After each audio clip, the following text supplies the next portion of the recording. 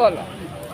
আমরা আছি ছাতিমতলার আড্ডা এবং তার সাথে বন্ধুদের বেশ একটা জমি আড্ডা, তারই কিছু ছোট ছোট ঝলক বল। একদম প্রজ্ঞাদির সঙ্গে আমার প্রথম দেখা হয় দক্ষিণেশ্বরে একটা জ্যোতিষীদের একটা পিকনিক ছিল, সেখানে আমি জলসাকুঠি গণপতি সেবা ট্রাস্ট এবং আরেকটা কোনো গঙ্গার পাড়ে খুব সুন্দর একটা জায়গায়। তো সেইখানে অনেক নাচ গান আবৃত্তি অনেক কিছু হচ্ছিল। তো সেইখানে প্রজ্ঞাদিকে আমি খুব সুন্দরভাবে নাচতে দেখেছি, সারা দিন নেচেছি, এত এনার্জি নিয়ে নাচটা করেছে এবং ক্লান্তি নেই এবং পুরো পিকনিকটাকে খুবভাবে এনজয় করেছে, উপভোগ করেছে। দিদিকে একটা কথাই বলবো, সারা জীবন যেন দিদি এইভাবেই থাকেন, এইভাবেই যেন সারা জীবন তার জীবনটাকে বয়ে নিয়ে যায় নদীর মতন করে।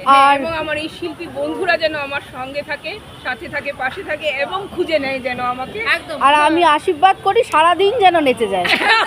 আর একটা কথা আমি চাইবো, দিদি যেন আমাদের ম্যাগাজিনে আনন্দমুখরের সঙ্গে থাকে, আমাদের আনন্দমুখরের জন্য লিখে দেয় এবং আমাদের পরিবারের সঙ্গে থাকে। রীতাদিকেও বলবো আমাদের সঙ্গে থাকে। অবশ্যই, আমি সবার সাথে আছি। কে বলেছে? রীতা সবার সাথে একদম। তার কারণ অনেকেই বলে, এটা বলেনি যে লিটল ম্যাগাজিন মানেই নিজেদের মধ্যে একটা আর বললাম না, কিন্তু আমার কাছে সেটা নেই।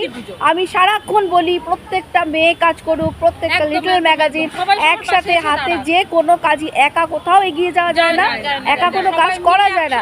সবাই মিলে একসাথে করলেই তবে সেই কাজটা বড় হয় এবং সে প্রতিবাদটাও বড় হয়, যেহেতু লিটল ম্যাগাজিন মানেই আমাদের প্রতিবাদের ভাষা।